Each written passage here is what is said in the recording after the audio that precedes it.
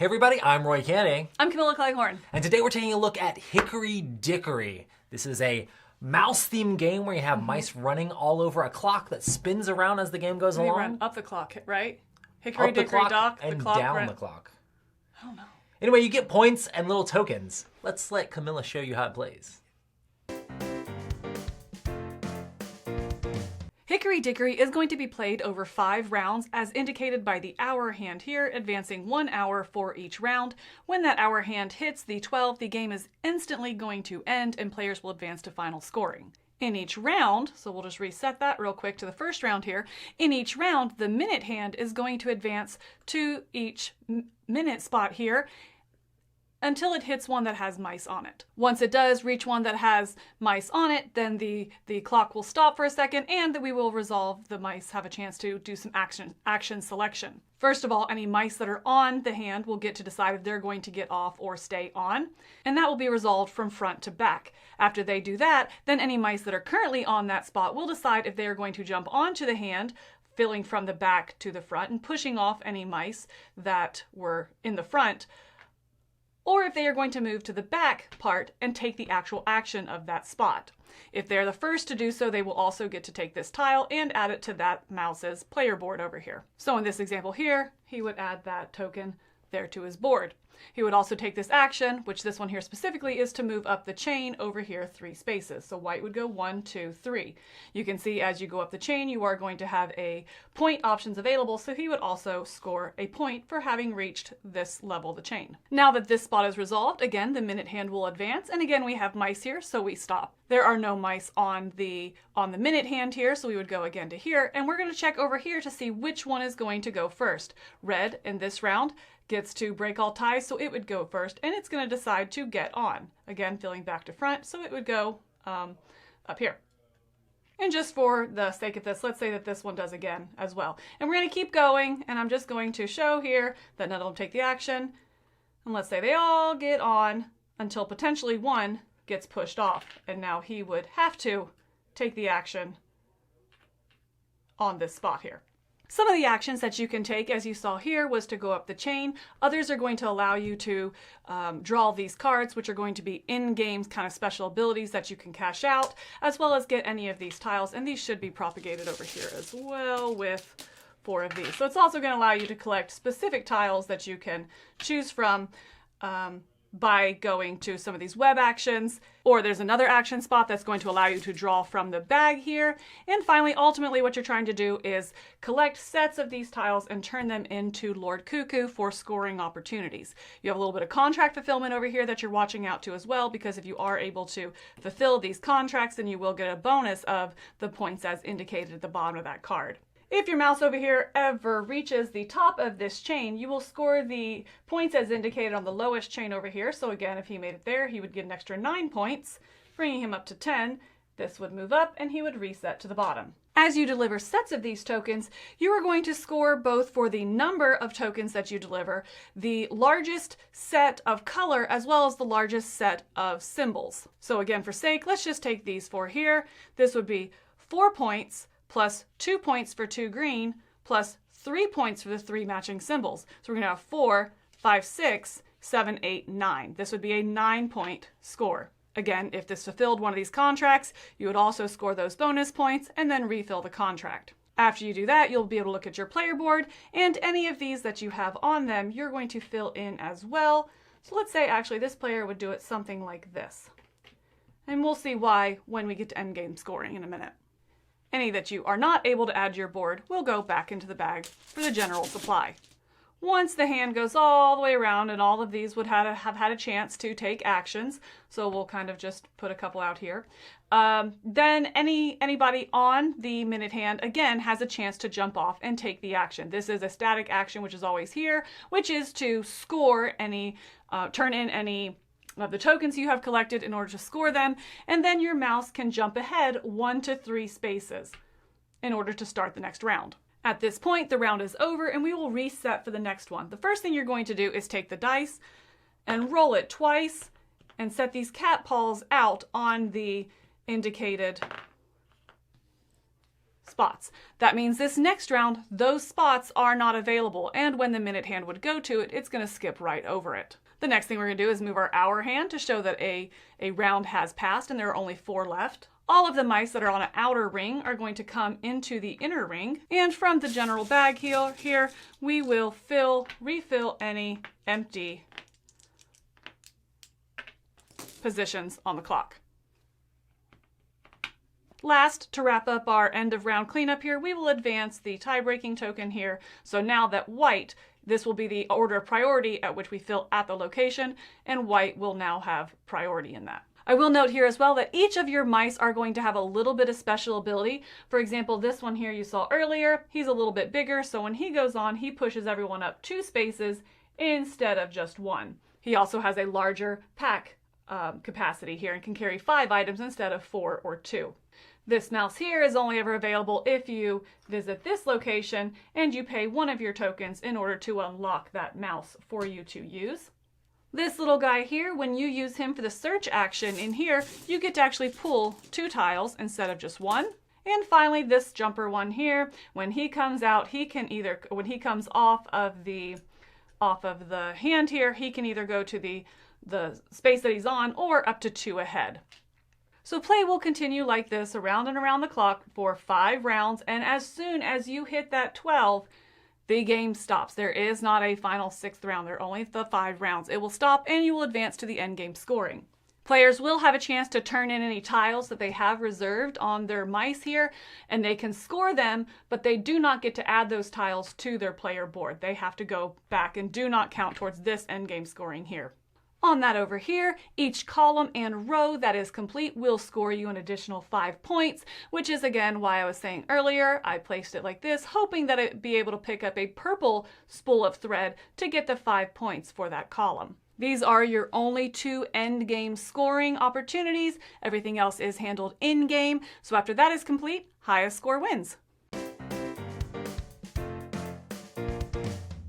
Awesome. So this is an interesting game. I guess it feels a lot more, Euro than thematic for games go. Yeah, I think so. You're right. It is definitely more about setting yourself up in the right position to be able to fulfill a contract or to have the right thing at the right time with the right action available, you know. It's kind of interesting because it feels like a little bit of a pick up and deliver on like a clock face as your mice are kind of like jumping around and you're trying to figure out exactly when they jump off the clock hands, and like they only have a certain amount of space in their bags. So you're trying to make sure that they can kind of exchange these different tokens with each other to kind of get the right combos to maybe fulfill contracts, maybe just get a whole bunch of the same color or same shape, you know, to get a bunch of points. And there's locations where you're running up and down stuff. There's all sorts of different, ways to try to gain points in this game. It is interesting. There's a lot of those little different micro ways to tap into points. I think, it's kind of what you're talking about there. It's like, am I really going to go high into the chain and just really run up that chain multiple times and snap up all those points?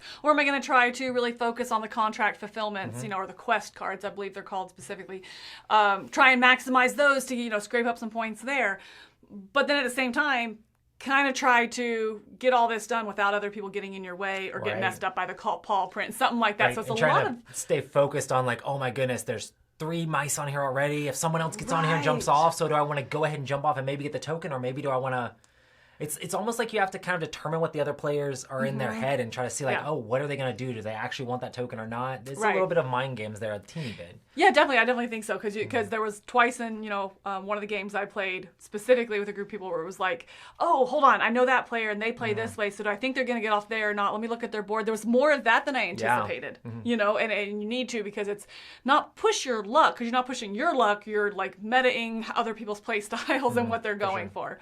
How do you feel about the gimmick of the whole clock moving around and the clock face and mice jumping on and jumping off, where it's kind of like this Mancala mechanic or rondel mechanic, but it has the little clock hands? Right, so I was simultaneously really excited about this because I thought it was really cool looking. Production-wise, it's really, really neat. But then it's like, is it going to be gimmicky and fiddly and get in the way of play? And I didn't know where I was going to fall, so I was simultaneously really excited and really hesitant of that. And I will say, production-wise, I think they nailed it. I've not it is a little bit fiddly to put together, and you have to remember the order.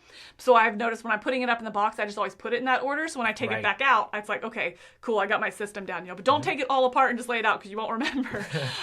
So that part, I will say, they really nailed that production, and I don't have problems. You move the minute hand, and that's the only one that moves. The hour hand doesn't. It's just a round tracker, It works really well. Yeah. There's one meeple specifically, I think it's the one with the big pack, that is a little bit wider than the others, and it didn't quite always fit in right. And so that was a little like, just kind of a miss. And then the jumper one kind of always falls forward, you know? And so it's like, oh, hold on, I'll be picking back up to see if anyone got pushed off. So the actual fiddly of putting the mice on the handle, I found that to be a little problematic.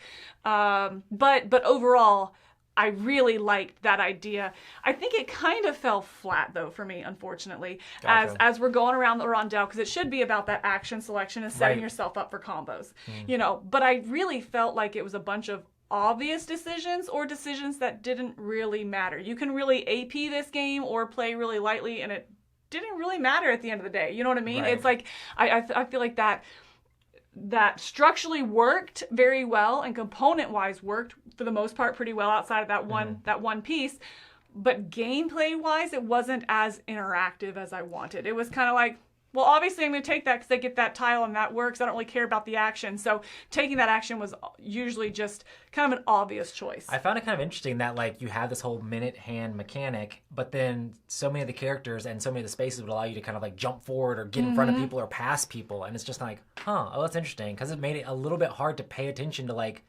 oh, they jumped ahead of me there and got that token, and I thought the hand was going to go all the way around before I could get there.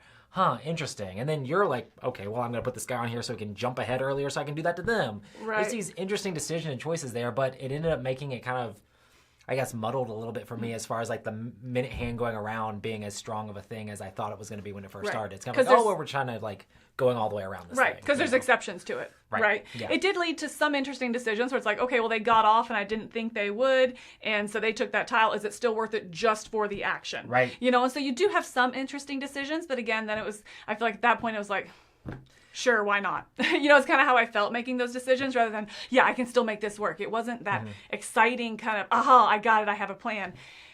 And then the paw. Then this is the most miserable part of the game is that paw. That the paw. The cat paws. You roll the dice, and two cat paws come out. So. Right. And in some of the plays, that happened multiple times in a game. And well, it always comes out. I mean, multiple times it came out where it covers up the delivery. So the 6 or the the 6 and the 12.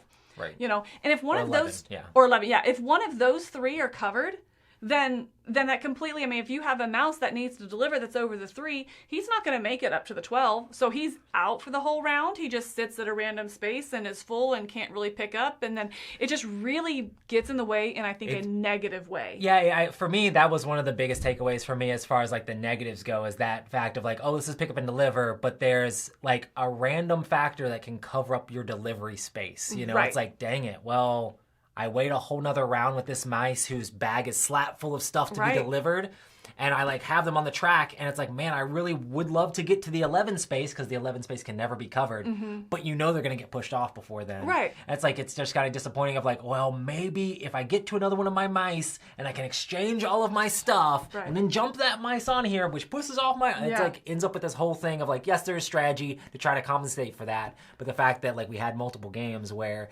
that one space kept getting covered. And it's just randomness, but still it was just kind of slightly frustrating. Right, and it slogs the game at that point. You're like, all right, fine, I guess it forces my hand to play this way then. You know, and so it really limited that creative strategy, I felt like. And it kind of like, well, I guess I have to now do this because it's either that or completely waste the next 3 turns, hoping that actually opens up again next round. So that was very punishing. And I mean, it was universally punishing. You know, I mean, nobody has access to it, so we're all in that position, but it just doesn't feel good. Right. And another thing, because that kept happening in our games, the whole player board thing of trying to get rows and columns and get extra points like that, it's like this whole thing, and I think I was maybe the only one that finished one of those. You got I got one. like 5 points, and 5 points is not a whole lot in the game. So it's like, wow, all of this for not a whole lot. And I had 2 different ways, a row and a column, both of which had 3, but neither had 4, so it was 0 points. You know what I'm saying? And so it just very like, wait, what was the point of that? Yeah. You know? I think when we played the game, or one of the times we played the game,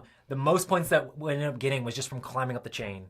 It's Yeah. like, oh, I got 9 points for that, and then I got 6 points for it again. Like, Yeah. that was a decent amount of the points that I got in the game was Right. just climbing up a chain, which is kind of interesting because, I mean, there's a couple spots you can do that, and I focused on that a little bit, Yeah. but it was still interesting the fact that, like, wow, that was actually ended up being a lot of the points out of the game was that just Right. simple mechanic. And I agree. I mean, yes, it takes 2 or 3 times kind of focusing on that on the board, but then you're going to get, well, let's see, 9, 3, 2, and 1 if you go all the way up the Yeah. chain plus the big points, and that, of course, will go down over the course of the game.